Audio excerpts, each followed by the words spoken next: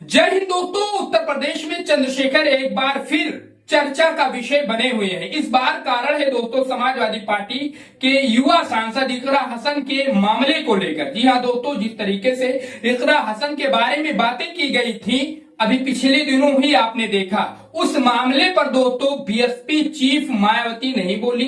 जो रैली वो कर रही थी, देखा होगा आपने लखनऊ में महारैली, उसमें दोस्तों वो योगी आदित्यनाथ के सरकार की, बीजेपी सरकार की तारीफ कर रही थी। लेकिन दोस्तों जब समाजवादी पार्टी की मुस्लिम सांसद के ऊपर गलत तरीके से उनके ऊपर बातें की गई, इधर उधर की फिजूल बातें की गई, तब उनका जबान नहीं खुला और ना ही उनके ट्विटर से कोई पोस्ट वायरल हुआ।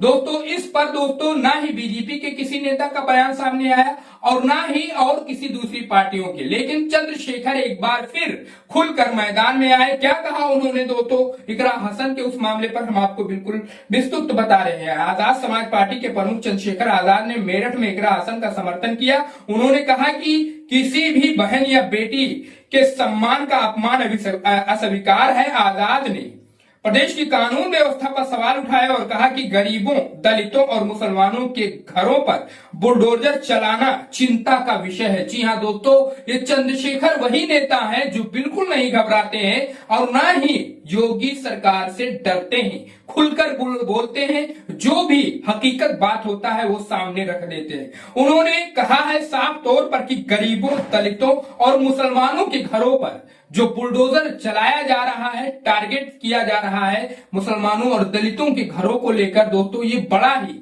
चिंता का विषय है। इस पर दोस्तों बीएसपी चीफ को क्या बात नहीं करनी चाहिए? इस पर क्या उन्हें योगी आदित्यनाथ या बीजेपी सरकार से सवाल नहीं पूछना चाहिए जिन मुद्दों पर इस वक्त चंद्रशेखर बात कर रहे हैं? अब दोस्तों बीएसपी चीफ मायावती तो चंद्रशेखर को दूसरी पार्टियों की उत्पन्न की हुई पार्टी बता रही है, लेकिन जब मुद्दों की बात आती है तो वो बिल्कुल भी नहीं बोलती है। बोलने वाला अगर कोई खड़ा होता है उत्तर प्रदेश में बिना डरे बिना घबराए तो चंद्रशेखर आजाद है दोस्तों। इसलिए हम आपसे रिक्वेस्ट करते हैं कि चंद्रशेखर आजाद जिस तरीके से उत्तर प्रदेश में लगातार उनकी पॉपुलैरिटी बढ़ रही है, आप भी उन्हें सहयोग करें, सपोर्ट करें दोस्तों।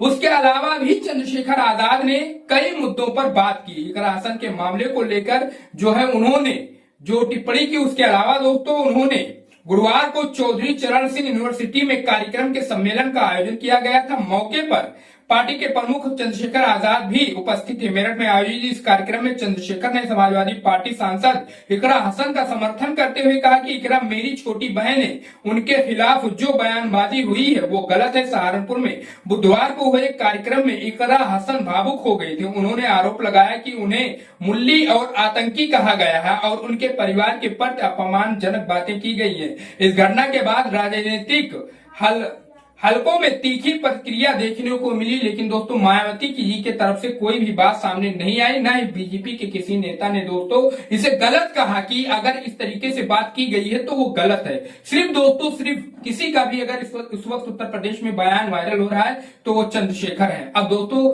चंद्रशेखर 27 के विधानसभा में चुनाव लड़ने जा रहे हैं। उन्होंने पहले ही 50 सीटों का ऐलान कर दिया है। अब दोस्तों इस पर आप अपनी राय बताइए, क्या चंद्रशेखर को विधानसभा चुनाव में 50 ही सीटों पर चुनाव लड़ना चाहिए, जो इस तरीके से बिना डरे बिना घबराए मुद्दों की बात करते हैं, किसी के डर में दबाव में ना होकर खुले आम जो सही बातें होती वही बोलते हैं, या फिर इन्हें ज्यादा सीटों पर चुनाव लड़ना चाहिए उत्तर प्रदेश में? और अगर लड़ते हैं दोस्तों तो कितनी सीटों पर सफलता पा सकते हैं? अपनी राय कमेंट बॉक्स में हमें जरूर बताइए। चैनल को सब्सक्राइब करिए दोस्तों, क्योंकि इस पर हम आपके लिए ऐसे ही देश और प्रदेश की पॉलिटिक्स की खबरें लाते रहते हैं। मिलते हैं नेक्स्ट वीडियो में।